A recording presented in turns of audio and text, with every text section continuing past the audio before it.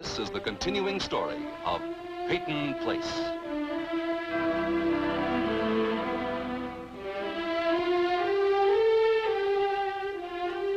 Starring Dorothy Malone as Constance Mackenzie, Warner Anderson as Matthew Swain, Ed Nelson as Michael Rossi, and Mia Farrow as Allison Mackenzie.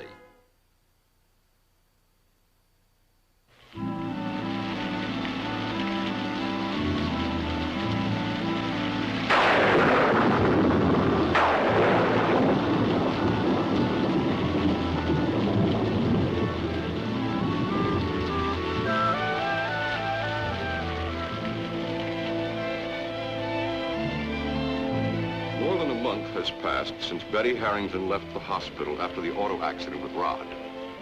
Autumn has come to Peyton Place with its chill and rain.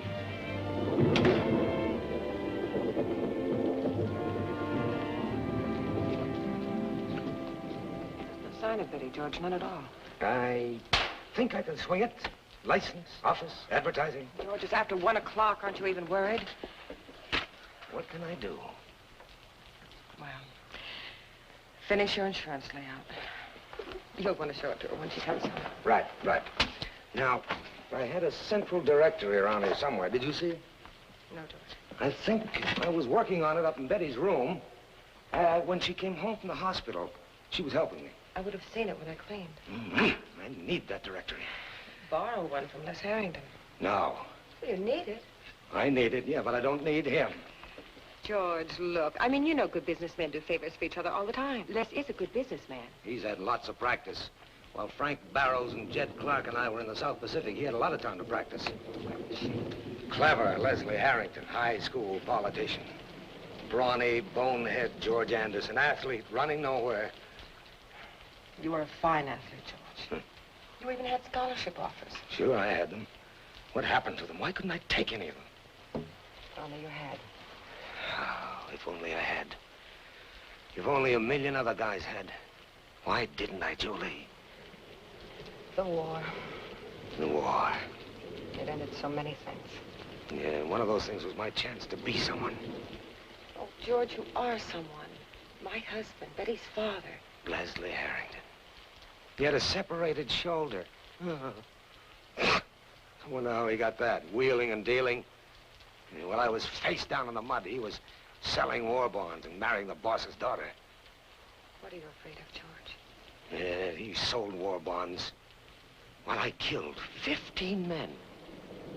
15 men that were close enough to me to spit on. Does anybody remember that? I do. Oh, what it cost me. I remember, George. You were proud of me then. Who had a better right? You were proud of me. And a little crazy. Running off to White River your first night home. Yeah. Oh, the minister. He thought something was wrong. Well, I was very young. Yeah, but he didn't say no. How could he? You had the look of a hero. I worried that night, too. The rain. Just like tonight. George? Maybe we should call someone. Who? Someone. Maybe the police. No. Well, George, And don't try calling the Harringtons either. If you do, I'll rip the phone out. Look, if something's happened... Now, Rod has learned his lesson. Nothing's happened. Rodney? Well, he'll be extra careful on a night like this.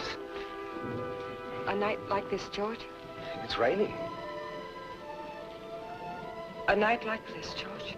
Where are they? Look, where is Betty? Do you, Betty Anderson, solemnly declare before Almighty God, the searcher of all hearts, that you do take this man, Rodney Harrington, to be your lawful wedded husband? Do you promise to love, honor, and cherish him in sickness and in health, forsaking all others, cleave only unto him as long as ye both shall live? I do. By virtue of the authority vested in me by this state, I now declare you man and wife, whom God hath joined together, let no man put asunder. You may kiss your wife now, Mr. Harrington.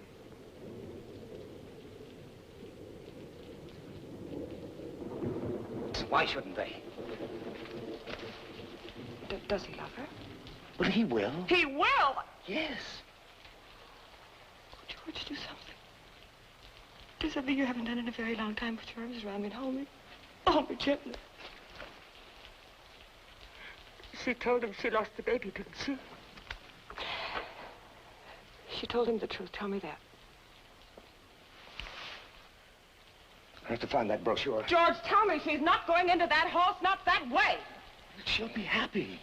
When they find out the truth. They'll get used to it. Oh, George! They will. How? All they need is time.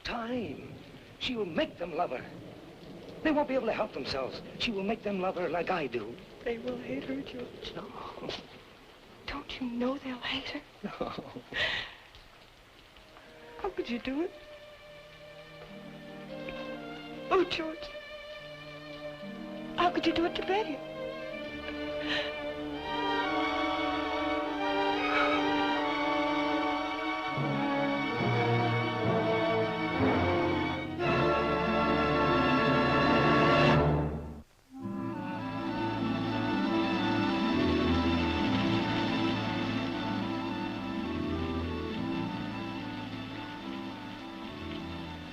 Look at that rain. I used to like rain. Why? Oh, it made me feel... Sad? Oh, I didn't feel sad. I just liked to see it. Oh, I hated it. Then staying indoors instead of being outside playing ball.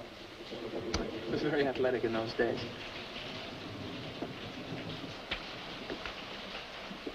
Home run, Harrington. I never saw you hit a home run. Against Eden Hill, 2 men on base? I didn't see that game. Oh, well, that was my big moment, my big baseball moment. I had this kooky idea that there'd be a major league scout in the stands. Did you really? Did I really? No. No, I didn't really. I'm just talking, Betty. I know, Rod.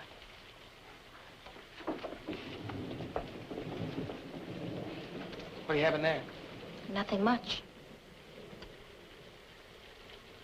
Hey, you know what? I'll bet they didn't think we were really married. They wouldn't have rented us the room. Yeah. Maybe that's the trouble. Maybe if they didn't... Oh, what's the use of blaming it on them? Do you have to blame anyone, Rod? No.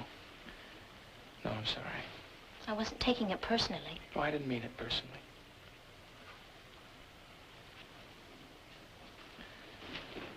You think this could be an old master? You know, the kind you keep reading about? A genuine master by Leonardo, and this young genius comes along and discovers it? Am I a genius, Betty? No. Do you want to be one? What would I do with all those brains? That's my brother's department. Me, I was the big man on campus. Except I won't be on campus now. You don't have to quit school. Oh, I'd rather work. You ought to finish college. What for? I don't want you to quit, Rod. Betty, don't start telling me what to do. All right, Rod. I mean, don't treat me like a husband. I was only saying. You were telling me. Don't tell me things. I've seen enough of that. All right. I just don't want it, that's all. Man has to step out of his house in this country just to be a man. Rod, you're just saying things. I know them. Well, I don't.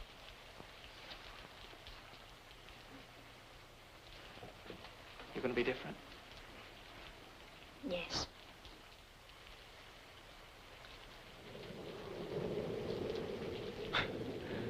Our first married quarrel. Wasn't a quarrel. Discussion. Maybe an explanation. Rod, don't start judging me. I'm not. Wait, Rod, please wait.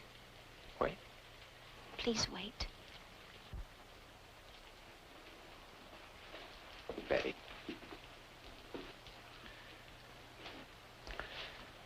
You must be tired. A little. It's late. We don't have to get up early. Oh, I don't know. Hey, you know, you better start taking care of yourself. getting undressed. Okay. Don't you have anything? No. I'm gonna go out on the porch. You don't have to. I sound quaint. You don't have to go out on the porch. It sounds like one of those movies. Don't be embarrassed, my dear. I shan't peek. I promise you that on my honor as a king's grenadier. A queen's grenadier. Oh, well, this is a late movie.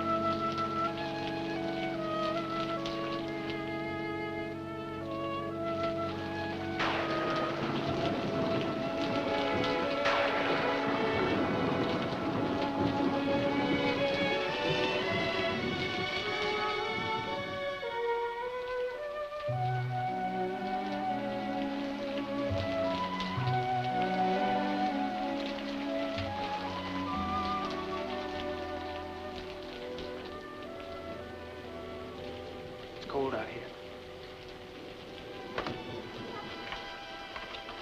You'll catch cold. Would you mind? Oh, come on. Would you? Yes. Rod. Look, you're shivering. Come on, let's go inside. Not yet. It's cold. This bathrobe's warm. It's jazzy. It's not very seductive. Why not? My father, he wouldn't have liked it. Will your father like this? What about your father? Oh, he won't mind.